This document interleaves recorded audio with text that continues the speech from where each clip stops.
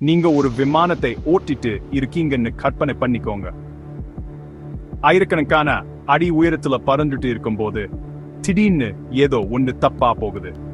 பதறிடுவீங்க இல்லையா? ஆனா இங்கதான் நம்ம உண்மையான ஹீரோ வராரு. அவர்தான் விமான போக்குவரத்து கட்டுப்பாட்டாளர், அதாவது ஏடிசி. ஒரு மேடை அழைப்பு வந்ததும் ஏடிசி ஒரு நொடி கூட வீணாக்க மாட்டார்.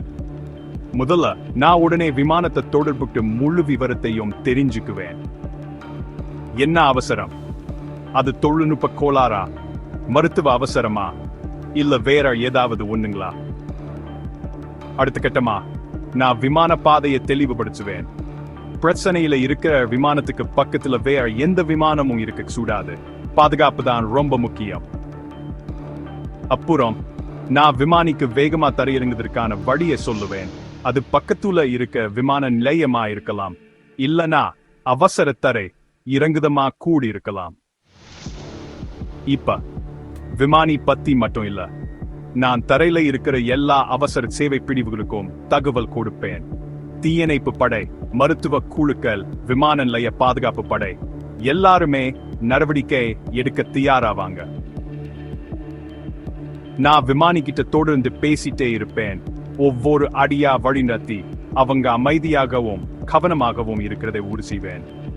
சில சமயம் தரையில இருந்து வர ஒரு அமைதியான குரலை எல்லாமே ஆகலாம். இந்த ஒருங்கிணைப்பு அதோடு நிக்காது. வழித்தடத்துல இருக்க மத்த ஏடிசிகளுக்கும் நான் தகவல் கொடுப்பேன். அப்பதான் அவங்களுக்கு என்ன வரப்போகுதுன்னு தெரிஞ்சு வழியை தெளிவுபடுத்த முடியும். பயணிகள், இதெல்லாம் நடக்குதுன்னு அவங்களுக்கு தெரியாம இருக்கலாம், ஆனா நம்புங்க, திரைக்கு பின்னாடி எல்லாரும் முழு மூச்சா வேலை செஞ்சுட்டு இருப்பாங்க. அதனால அடுத்த முறை நீங்க விமானத்துல போகும்போது இதன் ஞாபகம் வச்சுக்கோங்க. ஏடிசி எப்பவும் கண்காணிச்சுட்டே இருப்பாங்க, எப்பவும் தயாரா இருப்பாங்க.